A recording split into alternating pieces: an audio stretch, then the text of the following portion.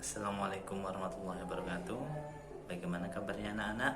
Semoga kalian dalam keadaan sehat walafiat. Hari ini kita akan pelajari materi tematik, khususnya materi adaptasi pada tumbuhan. Sudah siap? Silahkan mengikuti kegiatan pelajaran berikut. Sama seperti makhluk hidup yang lain, tumbuhan juga melakukan adaptasi. Masih ingat apa artinya adaptasi? Ya, benar. Adaptasi adalah proses penyesuaian diri makhluk hidup terhadap lingkungannya. Ada banyak cara yang dilakukan tumbuhan berkaitan dengan proses adaptasi ini. Misalnya dengan mengubah bentuk dari daun, batang, maupun akar.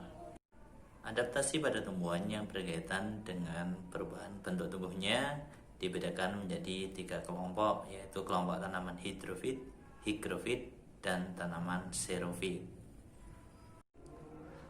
Tumbuhan hidrofit adalah tumbuhan yang hidup di tempat yang jumlah airnya sangat banyak.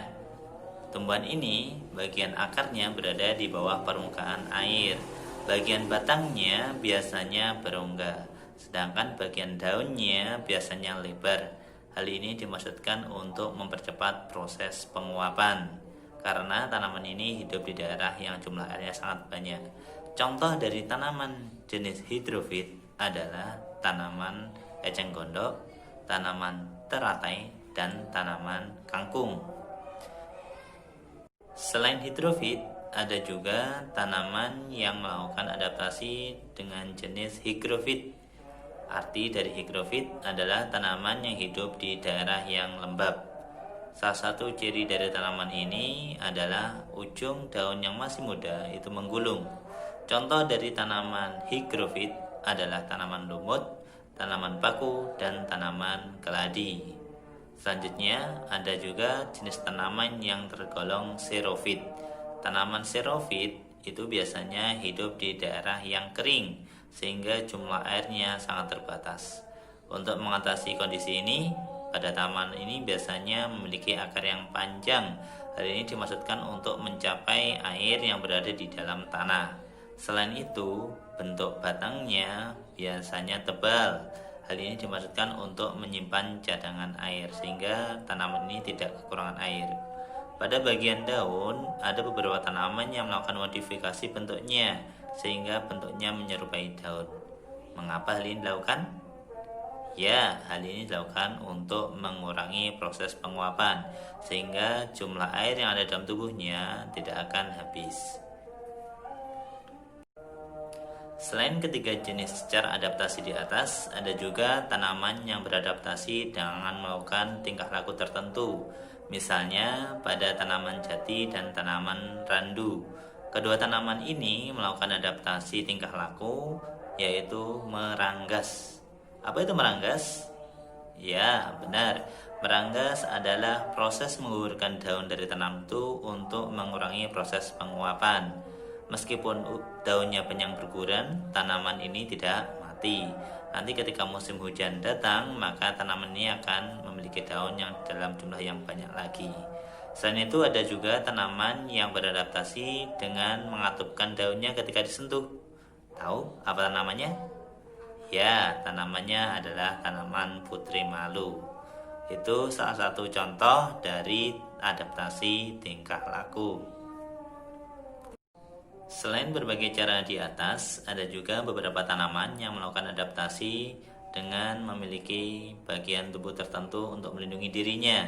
Misalnya, memiliki duri pada batang atau daunnya. Contoh, tanaman mawar memiliki duri pada bagian batangnya. Sementara itu, tanaman nanas memiliki duri pada tepi daunnya. Tanaman lain yang memiliki duri misalnya salak dan juga kaktus.